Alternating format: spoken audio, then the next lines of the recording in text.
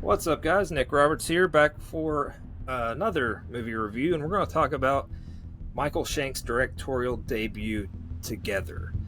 Together came out this year. It premiered at Sundance in January, and it had I believe, like a $17 million budget, and to date, I think it's grossed over $30 million worldwide. So it's a success commercially and critically. It is one of the highest rated movies on like horror movies on like Rotten Tomatoes. It's up there with like Sinners, Together, Bring Her Back. So this is one of the best horror films of the year, in my opinion.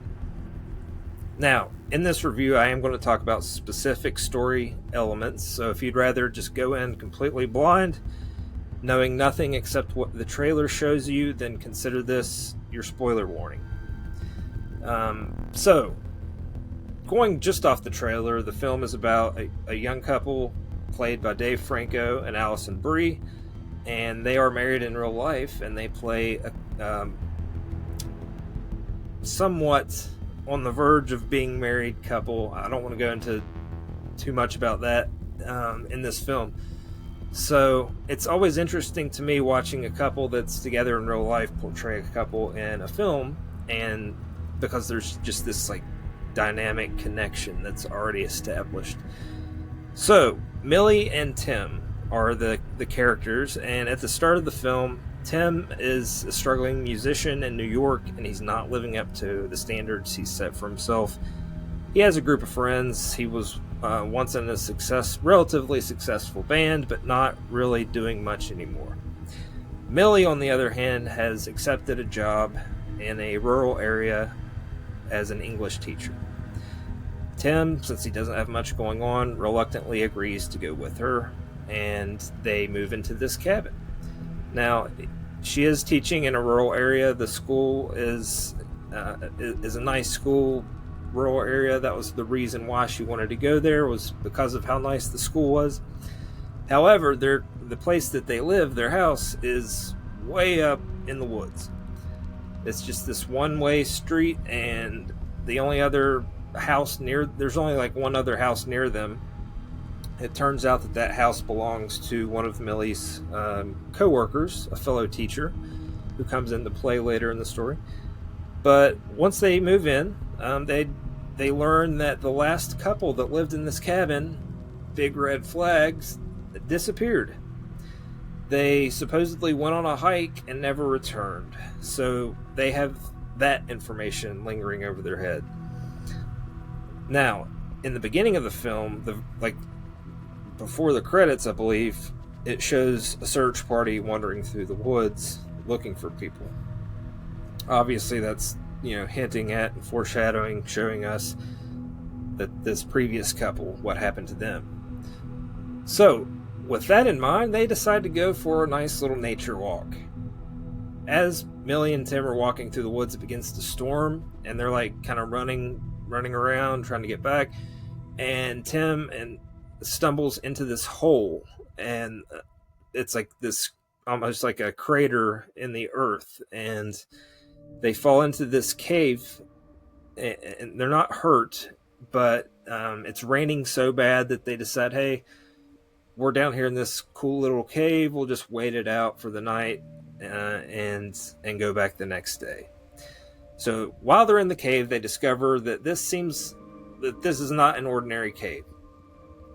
It almost seems like some sort of New Age church by all the relics that are kind of embedded in the walls, and but they're cool with that.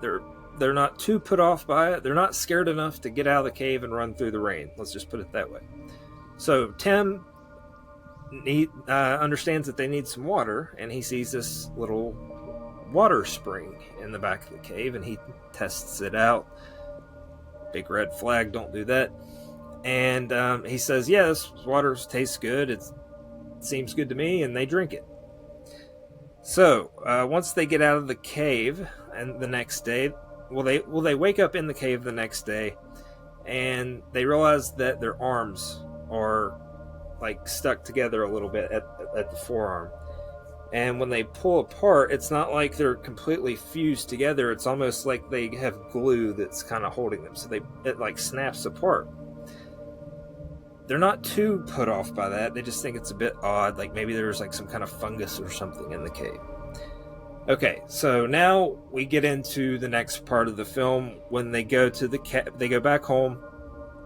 Millie goes to work, and Tim starts having these episodes, these really disturbing dreams, and the dreams are legitimately creepy. So the director really knows how to get under your skin, not just with jump scares, because there are very effective jump scares and not just the cheap kind. But he really sets this eerie atmosphere of dread. And the first half of this film is super, I would say, uncomfortable. It's intriguing because you really don't know where it's going at first. And then the latter half kind of goes in a different direction, but I'll talk about that in a second. So while Tim's having these episodes, these weird dreams, these, like at one point, Millie wakes up in the middle of the night. Spoiler alert, because this is a scare. She wakes up in the middle of the night and she hears like this weird sound, like someone's coughing or gagging, and she turns the light on and turns around, and half of the side of her hair is in Tim's mouth, and his eyes are wide open, and he's just like inhaling her hair, and she has to like pull it out, and he's coughing, and it's disgusting. So he's acting weird like that, and naturally she's put off. She doesn't know what's going on. It really complicates whenever she goes to work and he's taking a shower. Something is really whatever they encounter in the cave is growing in power, because every time they're separated, Tim gets sick. So there's the scene where she actually leaves the cabin and goes to work. She's driving while Tim's taking a shower, and when she turns to the right, all of a sudden Tim's body smacks up against the right side of the shower. She turns to the left, he bangs against the glass shower door, and it's just so jarring and brutal and shocking. I loved it. Now, going into the second half of the film, it sort of tonally changes directions, and I believe it was intentional, because it goes from being scary and creepy to being grotesque, over-the-top body horror along the lines of like The Substance. So it's aware how absurd it is, and if you're okay with that tonally, I think you're going to dig the whole movie. But if you expect it to maintain that level of scariness that it establishes in the beginning, it doesn't. It veers away from supernatural scary into supernatural body horror. So, Millie learns that from one of her co-workers, the teacher who lives near her, that there was like this New Age cult, and their church was in the woods and it collapsed, and that's what the cave was that they fell into. And then she sees this picture of this guy while she's at his house, because she goes over to his house and she sees this picture. And the picture is the guy and his ex-boyfriend or husband. I forget if they were married or not, but he's no longer there. The guy lives by himself.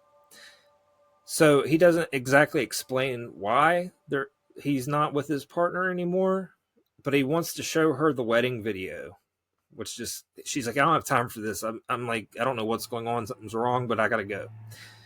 So she leaves, and we see the intensity of their magnetism, Tim and Millie, like physical magnetism toward one another, intensify to the point where once she's back in the cabin, they're physically being pulled toward one another. She's holding on to like a door in the hallway. He's at the other end of the hallway holding on to a door, and their like legs are up in the air, like pulling toward each other, and like they smack, and their bodies are trying to fuse. So they need to know how to put a stop to this. They understand that something is going on. It has something to do with this cult and that water that they drink. So they find out eventually. They watch the video of the neighbor's wedding. She sneaks into his house while supposedly he's not there, and watches the videotape. Spoiler: in the videotape, it shows the neighbor getting married to his husband at this at the church before it collapsed, obviously out in the woods. And as they say their vows, they take a drink, and then they go down into this area, and like these doors shut. And then this cult, they worship this deity that is all about people are born separate, and they have like their other half somewhere else in the world, and the whole point of life is for you to find your other half and come together, fuse as one being. Like, that's the god that they worship. So through this, by drinking this water and doing this ritual, that's exactly what happens. Whenever the couple go into this little area, they come out of the area as one person. So the genius of making this character a same-sex couple is that it doesn't throw you off. It doesn't spoil the fact that it's really two people in one body. Because even in the picture of them before they get married, they look similar. So if they like fuse together, it's not going to be as jarring as it would if they looked like completely different. So Millie sees that, and she's like, oh crap, that's what's happening to us. So they go back and try their best not let that happen. And there's tons of graphic, gross, over the top horror moments. And in the end, spoiler, they decide that their fate is sealed, that they're just going to go ahead and get married through this cult thing and allow themselves to be fused together. So they just start kissing, and they get naked and hold one another, and then it has like really bad visual effects at this point. Like it utilizes great realistic special effects for most of the movie, and then when it gets into them like actually fusing, it kind of took me out with the effects, but that's okay. It doesn't ruin the movie. It didn't ruin it for me. So yeah, it shows them fusing together and embracing. Cut to the very final scene of the film. Spoiler. And you see, I think it's Millie's parents who are walking up the porch to the cabin to visit their daughter and son-in-law, or whatever he is to them at this point, at their house for the first time. So they knock on the door, and who answers? It's the fused version, one human, of Millie and Tim. And it's like this androgynous person that you don't know sort of, what gender, what sex this person is. But I don't know if it was like an AI shot, or, it's definitely visually altered, but you can see bits of Dave Franco and Alison Brie in this person that answers the door. And that's the end. That's together. So I highly recommend it. I just talked about the whole movie, so if you haven't seen it, sorry for all the spoilers. But if you have seen it, what do you think? Let me know in the comments if you liked it, loved it, what you thought about the effects, what you think the most repulsive scene was, because I think the one that got me happens in a bathroom stall at the school. I'll just say that much. All right, so yeah, go see Together. If it's still playing, it might be on video on demand soon, so check that out. Now, for the last part of each weekly episode, I pull one of these cards from the top 52 horror movie scratch-off cards. And what's cool about this is that it gives me a little hint at the bottom. It says what subgenre it is. This is a slasher, 83 minutes from 1974. So an 83-minute slasher from 1974. I'm going to guess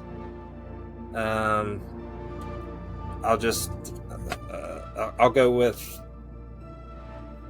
Halloween, one of the Halloween movies. And I knew I was wrong because Halloween came out before that.